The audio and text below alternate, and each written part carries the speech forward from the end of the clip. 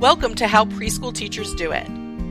This is Alison Kentos. I am an early childhood educator. And this is Cindy Tarabush. I am an early childhood consultant. This podcast is for parents and early childhood professionals.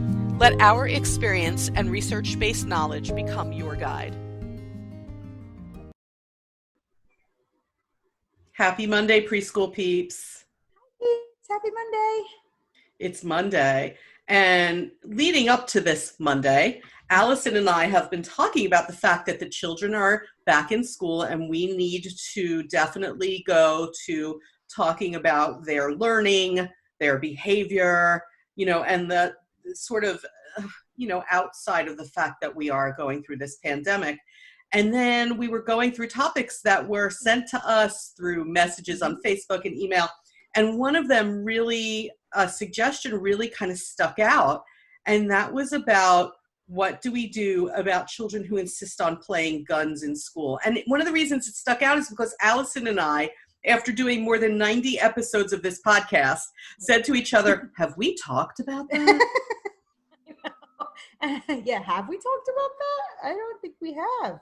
No, I feel like we may have mentioned it, but never really honed in on it. And I'm not sure how in the first half of us doing this podcast before we hit COVID-19, like how did we never talk about this? I don't know. Cause it's everywhere, oh yeah. It's everywhere. You see it in every school with every kid, no matter where you live, it's probably worldwide. It's everywhere. So I don't know. So thank you, Peep, for writing us and telling us. Yeah, for sure. Thank you for being like, have you ever talked about this? And us sitting there going, I don't think have we? I'm not sure. Yeah. So I children pretending guns. I'll tell you a story. When my kids were little, and that granted, it's like, more than 20 years ago now. But when my kids were little, I was very like, we're not going to have toy guns in the house. And I would probably still be that way, but I was we're not going to have toy guns in the house. I am the person who wants to concentrate on the children on other sorts of play and whatever. And my husband played along. Here's what I learned really quickly. If you don't have toy guns in the house, they're going to make guns out of something else. And when you take all those things away, when you say, no, the Legos are not for making guns, here's what happens. They make a gun with their hands. They don't need any props. They don't need anything. I typically see this at school rather than them making stuff. The hand in the shape of the sideways L. Typically what I see. Or if we're on the playground, I see, hey, look at this stick. Now it's this, or whatever that weapon, hey, look, they will figure it out. It's just a natural. It's part of their process for some kids of dramatic play. I think there are a couple things that we should explain as we get into this. One is that dramatic play is a very, very important part of early childhood, and it's how children figure out the world around them because of their brain development, they can't think abstractly. So in order to understand something, they have to become it, or they have to have it around them. So they pretend it, and that helps them to understand it. It's why young children will come to school and pretend to be mommy and daddy because they're trying to figure out what it would feel like to be so big and powerful. It's why they go home and they pretend to be the teacher. It's why they play restaurant if they've been to a restaurant. It's why they play airplane once they've been to an airplane. This is how they figure out the ins and outs of their world. So dramatic play is very important. And that's no different for other things like weapons. It's just no different. They're figuring out. And at the same time, dramatic play allows young children to experiment with power, not only the world around them, but power. Children need and seek power, which is why we're always trying to give children lots of choices in high quality early childhood settings, because they need that power. We need to give them safe ways to exercise their power. So we set up times of day and activities where they get to make decisions, and they get to have responsibilities in our classrooms, and they get to have some power. And I think that this playing guns is part of that interplay of figuring out the world in which they live and experimenting with power. They don't understand gun, and here's what they don't understand. They don't fully understand that it hurts other people. Right. They don't. Because I think what their experience with guns is like seeing it on TV sometimes, or the video games or whatever it may be. And people are not actually getting physically hurt in a video game or even on television sometimes if you've watched those kind of shows. So like they don't understand like the full like effect of what a gun could do to someone, you know? So for them, it's just, all right, I'll bang, bang, bang. Like, yeah, they're just like, now I have power over you. They're not thinking like, oh, that actually might hurt someone, you know? No, because in their video games, what do they see? Somebody gets hurt, is it a victim of violence, and then you turn the video game back on, and there they are again. Just and there fine. They are, or they, what do they do? I don't know. Video games for they push a button and they power back up. You know what I mean? Okay. They come back to life. You know, whatever it is, I don't know. They come back to life sometimes, or like, and it's. Yeah, they don't. Cartoons too. People do things that are violent. I'm not just talking about guns either. I'm talking about all violence. People do, or cartoon characters may do things that are violent, and then they pop back up. What was that cartoon, Alison, when we were kids? Where was it? Roadrunner, where he would get flattened, like flattened by an oncoming car, and then just pop back up. Also, on that cartoon, sometimes they would like do weird things with guns, like I think it was Daffy Duck. He would like wrap the gun around somebody and tie it, or like he would shoot and it would cause a hole in your stomach rather than actually killing you, or you know, it would be like this funny thing that would happen, and you're just like, oh, okay, yeah, look at that, it's funny, you know, like, but like that's not what guns do. Guns don't make this huge hole in your stomach like that. Like you don't get flattened by a steamroller and then just magically pop back up. Like that's not. Which is why we hold hands when crossing the street. Because if there's a steamroller coming, you're actually going to get hurt. They don't understand this stuff. Yeah. And I think that we need to explain it to them. They also don't relate to other people's hurt. So here's the problem with explaining it, right? Very young children, I'm talking about children kind of like, I don't know, below the age of kindergarten. They don't understand other people's hurts at all. Kindergarten, they're beginning to understand that other people can hurt like them. The difference between, you know, we're all egocentric. We see the world only from our own point of view. And so and young children are particularly egocentric. So they feel like if I'm not hurt, nobody's hurt. Yeah, that's what they feel like. It doesn't hurt me. Yeah. Right? I'm not hurt. I'm not hurt. Like you're pointing your finger at me and pretending to shoot me, and I'm not hurt. So you're not hurt. So I don't know why these people are saying we can't do this.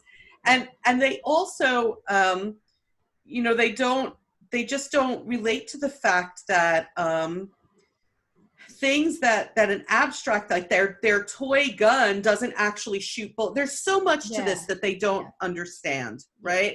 Yeah. They don't understand that other people, even like, I'll have to tell young children, you know, when you hit her, it hurts her skin, like when you fell on the playground. And they're often surprised by that. They have never considered it. Yeah. So there's many layers to this whole gunplay thing. And I think one of the layers that needs to be taken into consideration in either a child care or early childhood setting or both is that if we're going to prepare them, and we talk a lot about preparing them for when they enter elementary school in the early childhood years and as they get older, right? If we're going to prepare them for entering an elementary school, we have to prepare them for the zero tolerance that exists for gunplay in the elementary school. Yeah, no, that's true. So it doesn't even matter how you personally feel about guns. It matters that children need to be taught to follow rules. And one of the rules in most elementary schools in our area and maybe other areas is that there's a zero tolerance for that sort of play. Right. So like in my school, like I teach kindergarten now, so you'll see it on the playground, and I have to tell them right away, like, no, we don't use weapons at school. You know, if your mom and dad allow you to play that at home, that's okay. but we are not my allowed. business. Yeah, that's not my business, but you may not play that here. And then you usually get but I'm pretending to be a good guy. I'm pretending to be the police officer or the military, I'm pretending to be a good guy. And that's okay. I'm like, well, yeah, but there's other ways that you can pretend to be a police officer or in the military that does not require guns, and they usually figure it out. They'll figure it out. But and pretty quickly they learn oh, no, we just don't do that here. Just like any other rule at school. If that's your rule at home, great, you can do that at home, but you cannot do that here because there's different rules at school than there are at home. So I think we need to teach them guns can hurt people. Yeah. And so we need to be kind in school. Yeah. And so to be kind, we're not going to point something at somebody that could hurt them. Right. We're not going to pretend to hurt people. Right. Yeah. I don't want to ever make it normal that it's normal to hurt someone. I don't want That's that to the be. point. I don't want to normalize. Yeah, I don't want to normalize. It's not about the guns. It's about the potentially hurting people. I don't want to hurt people. I don't want to normalize that. I want them to learn to be kind and compassionate people, not people that think hurting is an okay thing to do. So. But at the same time, I've sometimes seen schools not forbid gunplay, but allow sword play, and I don't understand. Oh, yeah. See, I have a no weapons. I don't even weapons. Yeah. Even when it's they're playing a gun, I don't even say we don't play guns here. I say no. You're not allowed to play weapons. Weapons. Period. No swords. No knives. No nunchucks. No weapons. Yeah, the nunchucks are another thing. That's another thing that they like to do. No, we don't do that here. We're not. That's not the type of play we can play nicely and kindly, and that includes everyone without hurting them. There is no weapons because they'll turn a stick into a sword in a hot minute. In a hot minute. It just happened yesterday at school. I'm like, yeah, you can use that stick for something else, but you may not use it as a weapon at school, and they're like, oh, but at home, yes, at home, if you are allowed to play that way with your brother, that's okay. But at school, use that stick for something else. Because I don't mind if they're playing sticks as long as they're being safe with the stick. I don't want them running and, whatever. But he decided to just draw with it, which was kind of cool, So they figured it out. That's different than using it like a sword. And if we say to the kids, if we say to the children, and particularly young ones, weapons hurt people, swords hurt people, guns hurt people. So we're not going to pretend to hurt people. We're going to be kind here. What would be a kind way to play? Yeah. And I've had kids, one time I said, what would be a kind way to play? And I had a kid one time say, can we chase each other? I said, is someone going to get hurt? That's my only question. Is someone going to get hurt? Yeah. You can race with each other. Yeah. How about if we race with each other? Yeah. And try and make it so that they understand the potentials for danger too. Yeah. Because sometimes if they say, can we play chase? I usually will say, yes, so long as everybody that's playing wants to play chase. You all have to, you can't chase somebody. Please don't chase me. I would have hated that as a kid. I do not want to be chased. Please don't chase me. But there's also other children here who do not want to be chased. So if you're going to play chase, you have to all agree upon it. This is what we're playing, and we're all okay with that. And it usually is just, or I say this whole, hey, how about we just run? Let's just run. How about we just race and run and hop and jump? It doesn't have to be chasing anybody. You could just be running, and running is fun. So go do that, and you could and they're just like, okay, because they just want to run. They don't even realize, I think sometimes the difference in the terms. But, I was like, it's okay to play these certain games as long as everybody agrees upon the game. Don't start chasing a girl over here who's trying to just do sidewalk chalk. That's not please don't. I hated being chased when I was a kid. I hated dodgeball. You know what was violent? Dodgeball. Oh my gosh. What were they thinking? What were they thinking? Here, take this ball and chuck it at your classmates. And by the way, pick out the weakest link. If you can pick out the weakest link and chuck it at that kid's head, you'll score. What on earth were the people thinking? What is wrong here? I mean, What? that shouldn't. It's like condoning so many bad things. Like I just don't understand. It's I like hope that's not even organized bullying. It's yes. organized bullying. Yes. Like I don't understand. I totally don't understand. And when people are like, bring back dodgeball, and I'm like, okay, on behalf of the people who hated dodgeball, please don't bring. Please don't. Also, I wasn't even a big fan. I've never been a big fan of musical chairs. I think that's stressful. Yeah, I'm not. I don't understand games of the past. How about that? I also feel like certain games like that seem very innocent, like musical chairs. Okay, which seems like a very innocent game. When you start getting to play that, it turns violent sometimes because you will push somebody out of the way to get on that chair, and you're just like, that is not what I want to promote in my classroom. Isn't it like, hey, you? It's like, hey, you, slow kid, you're out. Yeah, like, you're out. So I'm going to push you here, or I'm going to trick you in order to get to see. And that's just not what I want to promote, okay? I don't want to promote like tricking people or running or pushing just so that shooting or stabbing or whatever, just so that you could win this game. You know, there's a lot of other things that you could do that are very more calming and promote kindness. Is it coming from the dodgeball generation? Yeah. Is it any wonder that we as adults look at things like weapon play and gun play and just sort of don't know how to handle it? Yeah, because we were really we were kind of abused tortured. In some ways. We were tortured when we were in middle school. Yeah, so you just think we don't know how to handle it when we see it. Yeah, you think it's normal to be tortured or bullied at school, and it's not. It's not. It's also not okay to condone behavior that is not generally okay as they get older. It's just not. If something isn't okay when they're 14, it's also not okay when they're 4. Exactly. Just because they're in a little cute package doesn't make it cute. Yeah, that's why I always feel like with the weapons, like if this child grows up to be 14, 15, 16, if I don't want him or her to think like using a gun is an okay thing to do, you know, which I don't, because at 16, you might have real weapons at your disposal, you know, like I don't ever want to normalize it. And I think if you normalize it at age 4, they're like, oh, it's all just fun and games, ha, ha, ha, ha, ha. And then they get to be 10 years from now older, and you're like, oh, now they still think it's fun and games, and it's not. You know, we have so much evidence that that's what they think, though, because aren't there cases of young children who pick up real guns, not realizing that if they pointed at their sibling, they're going to shoot them, hurt them, and potentially kill them. And that's when you hear about young children accidentally harming people. They didn't know. They didn't know, because up until now, this didn't do anything. Allison's making a handgun for people on your podcast. Yeah, sorry, I forget. That didn't do anything. It didn't hurt anybody. It was just pretend. But now they think they have the actual sorry, it's rusty. They have the actual real thing, and they don't realize, oh my God, like, you know, they don't realize that it could do harm.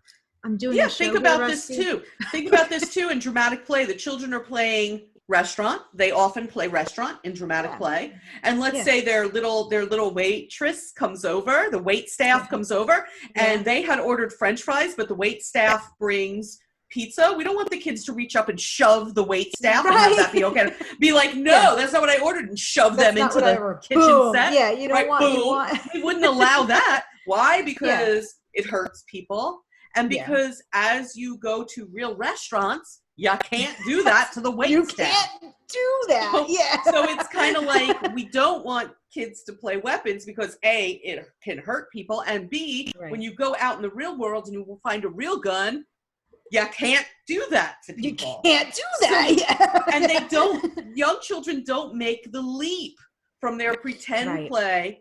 They make a leap. The leap is not a good leap. The leap is if in pretend play it didn't really hurt anybody, then when I go out in the real world, it's not really going to hurt anybody. And that's the unfortunate connection that they make.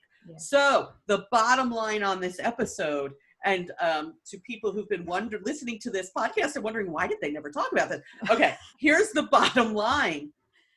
I can only speak for myself and likely Allison in that when children pretend with guns, or any kind of weapon, I do go over and explain that that can hurt people. That thing that they're pretending it is can hurt people. In school, we do play that is kind. What else can we do? Yeah. And I'll help them make a decision, help them to be part of the decision-making process of what they will do instead. Right? Yeah. Does that like kind of sum up what we want people to do? Yeah, I think it does. Because I really don't want them to think if they ever find a real gun anywhere that they can just pick it up and shoot it. Yeah, exactly. Yeah. That's not, oh goodness. Anyway, so what a pleasure this was to talk about something other than the pandemic. I don't know what's happening over in Allison's house. It's Rusty is taking over the airwaves. and we pretty much plan to keep talking about topics now, not directly related to the current events, unless something happens that warrants it. We encourage you, please send us your topics, like that topic about gunplay. Send us. We're going to put them on our list. And our 100th episode is coming. Questions for that. I'm going to do it because your dog's going to start barking. I know it. I'm telling you, send us stuff for that. And go on your podcast provider. Give us 5 stars, please. Give us a kind review. We're trying so hard here in our homes to do out there. So give us a kind review if you are so inclined. Connect with us on Facebook, How Preschool Teachers Do It podcasts page. Check out our outdated website. But on our outdated website, which we've not had time to update, there is a contact form. Sorry, I've been busy. There's a contact form. You can go in there and contact us. We also often receive messages through our page on Facebook. Contact us there. We'll work on updating that website maybe someday soon. And we're going to leave you with... When we're settled from school. Once we're settled from the beginning of the school year in our respective roles here. So, what are the 4 words that we keep reminding of people of in this crazy time, but really should go on forever? Forever. Understanding and patience. Forgiveness and grace. Yep. We will catch you next time on the podcast, peeps. Bye, peeps.